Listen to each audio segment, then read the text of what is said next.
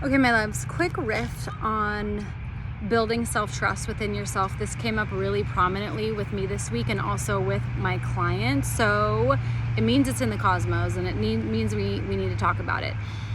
The best and quickest way for you to build self-trust, and I find that like with all the women in my world, self-trust is an issue, is to stop abandoning yourself in your hard moments. So this means many times in our lives when our emotions got too hard for us to handle, that might be like heartbreak, rejection, abandonment, all that, we abandon ourselves in that moment. We cut out and we run and we check out and we do, whatever it is, our coping mechanisms to get through, but we essentially abandon ourselves in our deepest, darkest moments. And if you're gonna be a self-led leader, and if you're gonna be a healed woman, you have to stop that. You have to commit to holding yourself in whatever emotion comes up. So in those really hard moments, in that fear, in that panic, in that heartache, all of that, being present, holding yourself in that moment, witnessing your pain,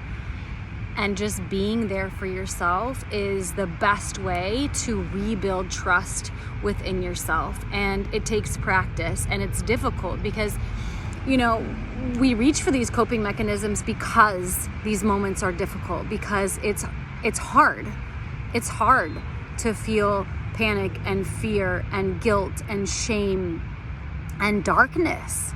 Like, that's a really difficult, painful moment. But when we abandon ourselves in those moments, we fracture. We fracture a part of ourselves and we leave ourselves split in that moment.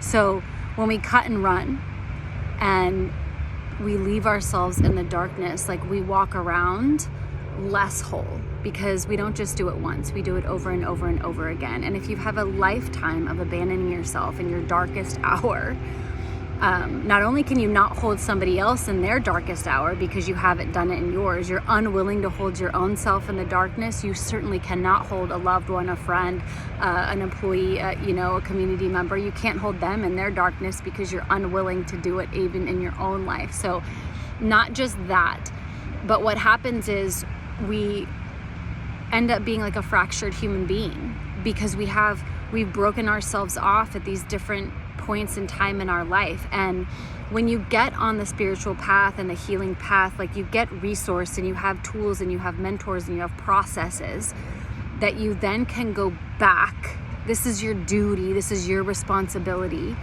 You then go back to these fractured moments and you witness yourself and you hold yourself in these dark moments. And it's painful.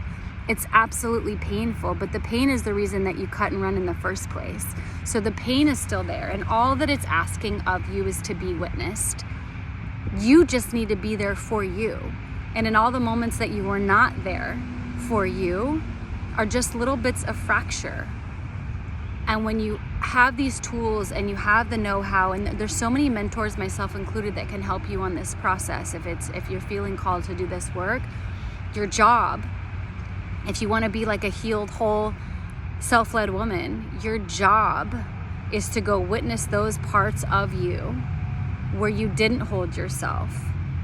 And it's not even a blame issue, right? A lot of times things happen when we're young and we're immature, and we don't know what happened. We don't have the wisdom.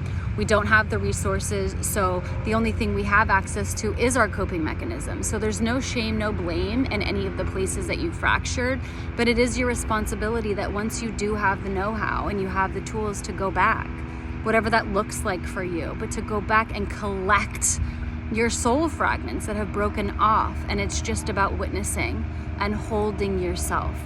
It's not about changing or wishing it was different, but it's literally just going and being with those places, just being with her, being with the heartbreak when somebody rejected you, being with any of the trauma that came up. Like, it's just about you being there for you. And that is a very long way for me to tell you that that's how you rebuild self-trust in yourself. Because every time you weren't there for yourself, you told and communicated to yourself, I can't trust you. I can't trust you to be there for me in the hard moments. Like, would you even want a friend that couldn't be there in your darkest moments. Like, that's why we have our best friends, because these are people that will witness us in our darkness and be there for us when we need a friend. But it's the very same moments where we're not even there for ourselves. So it's like you wouldn't have a friend that couldn't hold you in this darkness. And you cannot ask of another person to do something for you that you are unwilling to do for you. So if this message lands, and this is not easy work, this message is not for everybody, but if you're in my community, then you're probably aware and on this path as well, so I know it will land deeply. But this is like a sacred calling. It's not for everyone. Everyone is not meant to or called to do this work, but if you are, it heals not only you and your past and your timeline, but it heals future generations that, right? Generations that you won't even be alive to like witness, but you're healing future generations, past generations, and then your healing also ripples out an effect to other people that are in your sphere. And then you act like this lighthouse of showing and teaching women how they can heal themselves, because we are our own medicine.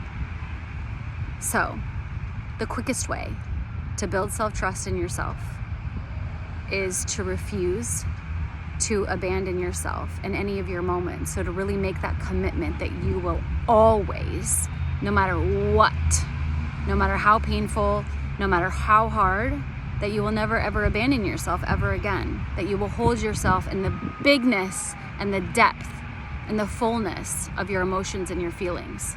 I love you so, so, so much. Have a beautiful weekend.